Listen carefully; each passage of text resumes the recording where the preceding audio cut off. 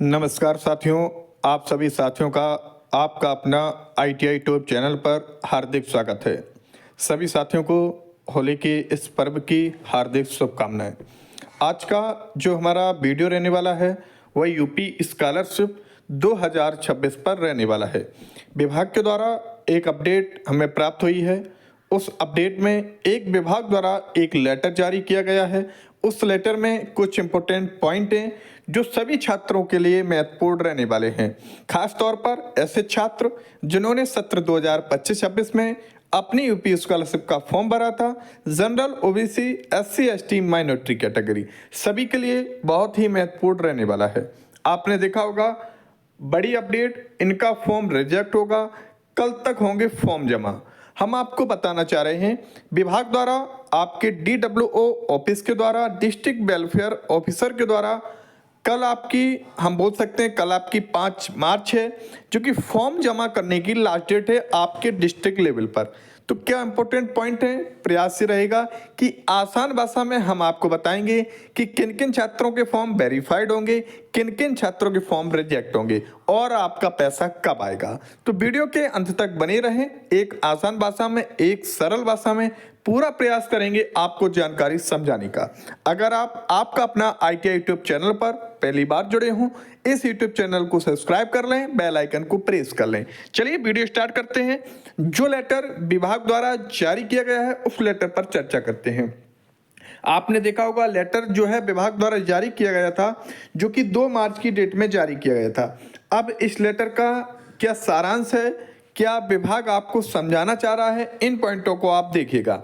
सबसे पहले जो एक विषय होता है किसी भी लेटर का, तो उससे आपको आधी जानकारी कंफर्म हो जाती है कि इस लेटर में क्या क्या पॉइंट हैं जो आपको आगे विस्तार में बताई जाएंगी। यहाँ पर लिखा हुआ है शैक्षणिक सत्र 2025-26 में दसमोत्तर मतलब जो आपकी 10वीं 11वीं 12वीं के जितनी भी आपकी ऊपर की क्लासेस हैं, BA BSc ITI D Pharma polytechnic ANM GNM BCA MBA BTC BEd DLEd छात्रवृत्ति शुल्क प्रतिपूर्ति 11-12 को छोड़कर कक्षाओं में अध्ययन संदेह श्रेणी में जो आपके सस्पेक्टेड डाटा होता है, श्रेणी में आने वाले छात्रों का परीक्षण उपरांत शुद्ध डाटा सुसंगत साक्ष्यों सहित निर्धारित तिथि 5 मार्च तक उपलब्ध कराने के संबंध में। मतलब जो कॉलेजों में सस्पेक्टेड लिस्ट थी वो ट्रांसफर की गई थी। अब जो सस्पेक्टेड लिस्ट में जो छात्रों के नाम हैं उन नामों में क्या क्या कमी है और जो कमी उनके फॉर्म में है उन कमी के साथ साथ क्या आप फॉर्म अटेंडमेंट कराना चाहते हैं या क्या क्या डॉक्यूमेंट उसके साथ अटैच कर रहे हैं, जो कमी सस्पेक्टेड लिस्ट में छात्र के नाम के सामने दिखाई दे रही है। चलिए अब इंपॉर्टेंट पॉइंट है, उन पॉइंटों पर चर्चा कर लेते हैं। पहले नंबर पर जो आपका पॉइंट रहने वाला है वहां पर जो इंपॉर्टेंट लाइन है उन लाइन पर चर्चा करते हैं, क्योंकि जो इंपॉर्टेंट पॉइंट है उन्हीं पॉइंटों को समझाएंगे। अगर पूरा लेटर हम आपको बताएंगे तो उसमें ज़्यादा समय लग जाएगा और वीडियो फिर आपको बोरिंग लगने लगेगा। चलिए पहले नंबर पॉइंट पर हम बात करते हैं, रिजल्ट नॉट एट डिक्लेयर्ड। काफ़ी संस्थानों ने काफ़ी छात्रों के जो रिजल्ट थे या जो फेल थे या इनका एग्जाम नहीं हो पाया था, तो उन्होंने रिजल्ट नॉट एट डिक्लेयर करके उनका जो छात्रवृत्ति का फॉर्म था वो फॉरवर्ड कर दिया था। लेकिन उसके बाद जब करेक्शन डेट निकली तो कहीं ना कहीं छात्र थे पास हो गए थे, जिस विषय में वो फेल थे उनका जो रिजल्ट था ओवरऑल पास हो गए थे। अब आपको क्या करना है, जो छात्र पास हो गए थे तो यहाँ पर आपको क्या करना है, यहाँ पर आपको करना था संस्थान के द्वारा अपने छात्रवृत्ति आवेदन में रिजल्ट अंकित करते हुए आवेदन पूर्ण संशोधित किया गया है तो उसे समस्त आवेदन निरस्त माने जाएंगे। मतलब कहने का मतलब ऐसा है कि जब आपका रिजल्ट का ऑप्शन खोला गया था तो काफ़ी कॉलेज वालों ने ना ही उसमें करेक्शन किया, और जब आपके कॉलेज की तरफ से भी आपका फॉर्म फॉरवर्ड किया गया था तो आपके फेल वाले मतलब जो रिजल्ट एंड नॉट डिक्लेयर वाले ऑप्शन में वही ऑप्शन पुनः अगर फॉरवर्ड कर दिया गया है तो ऐसे छात्रों का फॉर्म रिजेक्ट हो जाएगा। ये छात्र इस बात को अवश्य नोट कर लें। अगर वह किसी भी परीक्षा में फेल थे और अगर जब उनका रिजल्ट पास का आ गया लेकिन उनके कॉलेज की तरफ से उनका जब दोबारा से फॉर्म फॉरवर्ड किया गया तो उसमें पुराने नंबर के साथ ही अगर आपका फॉर्म फॉरवर्ड किया गया तो विभाग द्वारा आपके फॉर्म को रिजेक्ट कर दिया जाएगा। केवल एक ऑप्शन था वेरीफाइड होने का, क्या करना था, उन्हें आपके रिजल्ट को पोर्टल पर अपडेट कर देना चाहिए था। जब आपका फॉर्म कॉलेज स्तर से फॉरवर्ड किया गया था तब उसमें जो आपके न्यू नंबर थे अगर उनके साथ आपके फॉर्म को फॉरवर्ड कर दिया जाता तो आपका फॉर्म वेरीफाइड हो जाता। ये आपके जो पॉइंट थे वो आपके पॉइंट क्लियर हो चुके होंगे। अब इसमें इसी पॉइंट को विस्तार में यहाँ पर उन्होंने दिया है पॉइंट नंबर 2 में। आपने यहाँ पर देखा होगा पॉइंट नंबर 2 में क्या लिखा है, छात्र के ऑनलाइन आवेदन में डाटा विवरण त्रुटिपूर्ण, अपूर्ण, संदिग्ध अंकित करने वाले या विगत वर्ष के वार्षिक रिजल्ट के प्राप्तांक पूर्णांक गलत अंकित करने वाले सभी छात्र दसमोत्तर शुल्क प्रति हेतु पात्र नहीं होंगे। हमने आपको बता दिया है कि वो फॉर्म रिजेक्ट माने जाएंगे। अब आपका तीसरा पॉइंट क्या है, तीसरे पॉइंट पर हम चर्चा कर लेते हैं।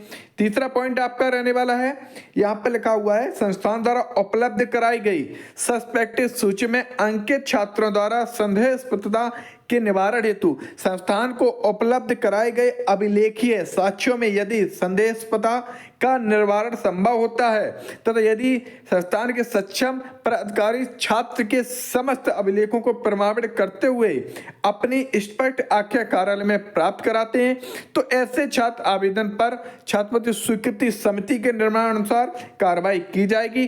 संस्थान की संस्तुति के आधार पर यदि किसी छात्र अपात्र छात्र को शुद्ध शुल्क प्रतिपूर्ति धनराशि का भुगतान हो जाता है तो इसके लिए संस्थान पूर्ण रूप से उत्तरदायी होगा। मतलब इनका कहने का मतलब यही है कि अगर छात्र ने आपका रिजल्ट अपडेट कर दिया है तो आपका फॉर्म वेरीफाइड होगा और अगर फॉर्म रिजेक्ट नंबर आपके अपडेट नहीं किए हैं तो आपका फॉर्म रिजेक्ट हो जाएगा और इसका कोई सुधार नहीं है। अगर आप शिकायत भी करेंगे तो इसका कोई निवारण नहीं होगा क्योंकि जो गलती होगी अगर आप शिकायत भी 1076 पर करेंगे तो विभाग द्वारा यही आपको अवगत करा दिया जाएगा कि आपके कॉलेज की तरफ से आपके जो न्यू नंबर थे वो फिल नहीं किए गए हैं, इस कारण से जो आपका फॉर्म है वो विभाग द्वारा रिजेक्ट कर दिया गया है। अब क्या इंपॉर्टेंट पॉइंट है उन पॉइंटों पर चर्चा कर लेते हैं। अब एक इंपॉर्टेंट पॉइंट है आपका परसेंटेज वाला। यहां पर आप लोगों ने देखा होगा एक पॉइंट है परसेंटेज वाला। नियमावली में वर्णित व्यवस्था अनुसार शैक्षणिक सत्र के दौरान 75% या उससे अधिक उपस्थिति दर्ज करने वाले छात्र को ही छात्रवृत्ति शुल्क प्रतिपूर्ति सुविधा अनुमान्य होगी। मतलब कहने का मतलब यह है काफी कॉलेज वालों ने जब छात्रों के फॉर्म वेरीफाइड किए थे या फॉरवर्ड किए थे तो कहीं ना कहीं 75% से कम अटेंडेंस के साथ फॉरवर्ड कर दिए गए थे। तो उन्होंने विभाग ने बता दिया है कि उन्हीं छात्रों को छात्रवृत्ति दी जाएगी जिनका प्रतिशत 75% तक या 75% से ऊपर है, उन्हें ही छात्रवृत्ति प्राप्त कराई जाएगी। अगर उनका अटेंडेंस कम है तो उनका फॉर्म डिस्ट्रिक्ट वेलफेयर ऑफिसर के द्वारा रिजेक्ट कर दिया जाएगा और इसका कोई ऑप्शन नहीं है सुधार करने का। ये अंतिम अवसर होगा वेरिफिकेशन का। अब क्या एक पॉइंट और यहाँ पर है, अब यहाँ पर विभाग द्वारा बताया गया है कि जो सस्पेक्ट लिस्ट में नाम थे उन नामों के हार्ड कॉपी और आपकी सस्पेक्ट सूची के साथ 5 मार्च को मतलब कल आपके जिला समाज कल्याण अधिकारी के पास आपको हार्ड कॉपी जमा करनी होगी जिससे कि आपके डॉक्यूमेंट वेरिफिकेशन के साथ आपके फॉर्म को डिस्ट्रिक्ट वेलफेयर ऑफिसर के द्वारा उत्तर प्रदेश सरकार को फॉरवर्ड किया जा सके, जिससे कि आपका जो न्यू स्टेटस है वो आपको देखने को मिल जाएगा। जैसे ये आपकी स्टेप कंप्लीट होती है तो आपके जो स्टेटस है, क्योंकि स्टेटस तभी आता है जब आपका फॉर्म डिस्ट्रिक्ट वेलफेयर ऑफिसर के द्वारा वेरीफाइड किया जाता है। तो ये 5 तक सभी कॉलेज वालों को जो सस्पेक्ट लिस्ट में नाम थे उन सभी लिस्टों के साथ हार्ड कॉपी के साथ आपको अपने समाज कल्याण विभाग के ऑफिस में जाकर ये सारे जो प्रपत्र हैं वो आपको जमा करने होंगे जिससे कि आपका जो स्टेटस है, जो छात्र पात्र हैं उन्हें पैसा मिल सके और जिन छात्रों के फॉर्म में कोई कमी है तो उनका फॉर्म रिजेक्ट किया जाए। तो यही मैनुअली पॉइंट थे। अब हम आपको इंपॉर्टेंट सूचना है वो आपको देना चाह रहे हैं। अगर किसी भी छात्र को लगता है कि उनका फॉर्म सही था और उनके विद्यालय से कहीं ना कहीं कुछ कमी की जा रही है तो तो आप समाज कल्याण विभाग के हेल्पलाइन नंबर पर बात कर सकते हैं या 1076 पर जो जन सुनवाई पोर्टल का नंबर है, माननीय मुख्यमंत्री योगी आदित्यनाथ जी का जो हेल्पलाइन नंबर है, इन नंबरों पर एक बार अपने फॉर्म को दोबारा से वेरीफाई करवा सकते हैं, रीचेक करवा सकते हैं।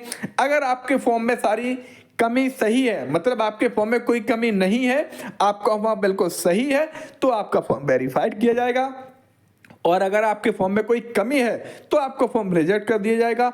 उस रिजेक्ट फॉर्म का सुधार कराने का फिलहाल कोई ऑप्शन नहीं है। अगर विभाग द्वारा कोई ऑप्शन आता है तो सबसे पहले आपका अपना ITI यूट्यूब चैनल के माध्यम से आपके पास सूचना पहुंच जाएगी और जिन लोगों का फॉर्म वेरीफाइड होगा उन लोगों का पैसा 18 मार्च की डेट में उनके बैंक अकाउंट में ट्रांसफर कर दिया जाएगा। तो सभी साथियों का आपका अपना ITI यूट्यूब चैनल पर जुड़ने के लिए बहुत बहुत धन्यवाद।